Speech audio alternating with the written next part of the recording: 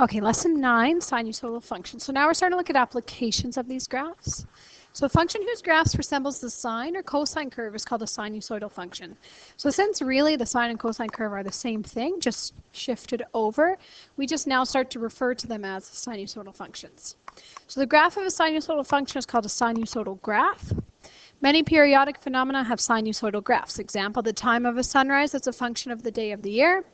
The height of a chair of a Ferris wheel as a function of time. The depth of the ocean due to changing tides as a function of time, etc. In this lesson, the equation of the sinusoidal function will be given. In the next lesson, we will have to derive it. Most of the equations used will be functions of time, and the variable used will be t. The period of the graph is given in time units. Graphical methods will be used to solve problems in determining the suitable window. One very important thing here is we need to always be graphing in radians. Remember, our function is only in degrees if you see a degree symbol. So if you have a shift that has a degree symbol or it tells you it's in degrees, then we're in degrees. Other than that, we always need to assume we're in radians. Because t is time, we're usually in radians. So if you look here, if we're looking time between 0 and 24, well, if we were working in degrees, that's a tiny little beginning of our full rotation, whereas we need to look at a bigger view of this, so we have to assume that 0 to 24 is in radians, since there's no units there of degrees. So the depth d of water in a harbor t hours after midnight can be approximated by the function d of t equals 12 plus 5 cos of 0.5 t, where t is between 0 and 24. Determine the maximum and minimum depth of the water in the harbor. So just like our other functions to find the max, you can take your amplitude and your midline.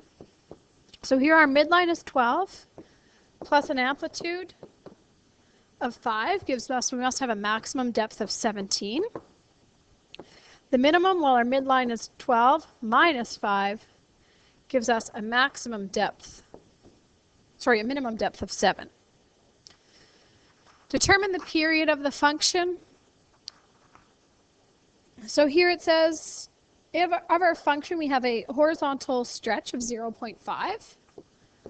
So 2 pi divided by 0.5 tells us we have a period of 4 pi.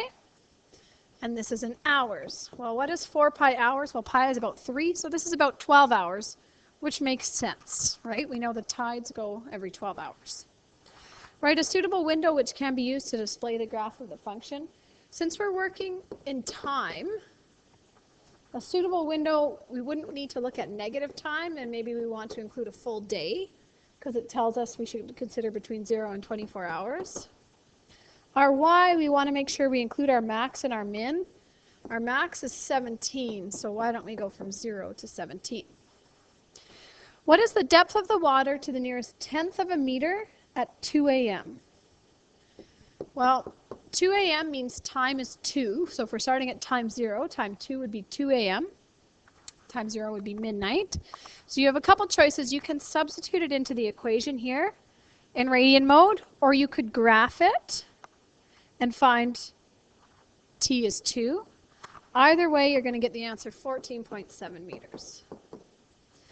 A ship which requires a minimum of 8.5 meters of water is in harbor at midnight. By what time to the nearest minute must it leave to prevent grounding? So this is where it helps to look at a graph here. And our graph looks something like this. We know we have a maximum height of 17, a minimum height of 7. So if we have a boat that needs 8.5 meters of water, if the water gets down to 7, it's in trouble. So we want to know what time it must leave to prevent grounding. So if we graph the function it gave us in f1 or y1,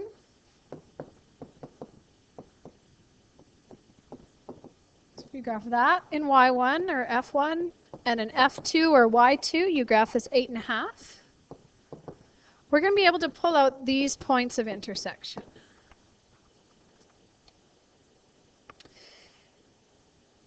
And we find that when we find this point of intersection, it is 4.69.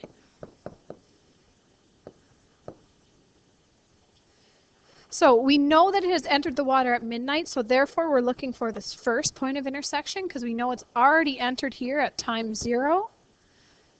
So that means after 4.69 hours, which is approximately 4:41 a.m. So to find the minutes there, it's easiest to go like this. 69 over 100 equals what over 60 minutes? And find out what your minutes have to be. And it would be 41. F, what is the next time to the nearest minute that the ship can return to the harbor? So now we'd be looking for the second intersection point, which is 7.87. And when you convert this to time, it would be 7:53 a.m. Example 2. In a certain town in Alberta, the time of sunrise for any day can be found using the formula t equals negative 1.79 sine times 2 pi, of 2 pi times d minus 78 over 365 plus 6.3, where t is the time in hours after midnight and d is the number of days in the year. Find a suitable window. So for suitable windows, we want to consider two things. What is d? D, or t is the time in hours after midnight. D is the number of days in the year. So for d, we'd probably want to use from 0 to 365. We're looking at number of days in a year. For our y, we want to look at what our max and our min will be. So the max would be 6.3 plus 1.79. So that's a maximum value of 8.09. And a minimum value, notice how you use the positive a value, you don't use negative 1.79.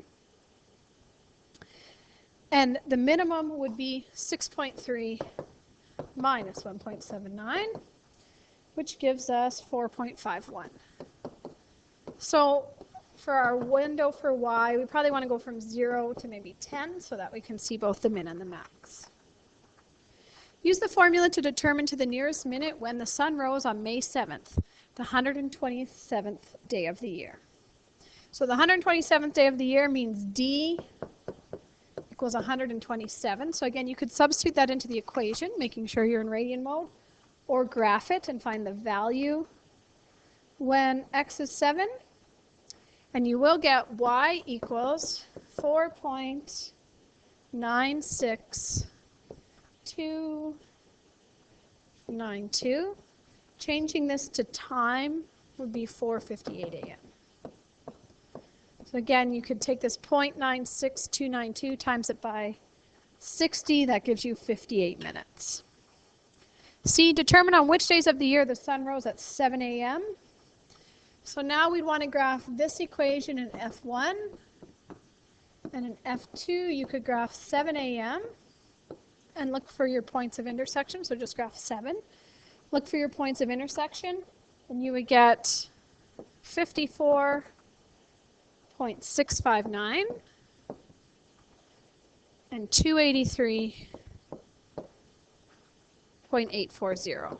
So on which days? On the 54th day and on the day 284 approximately.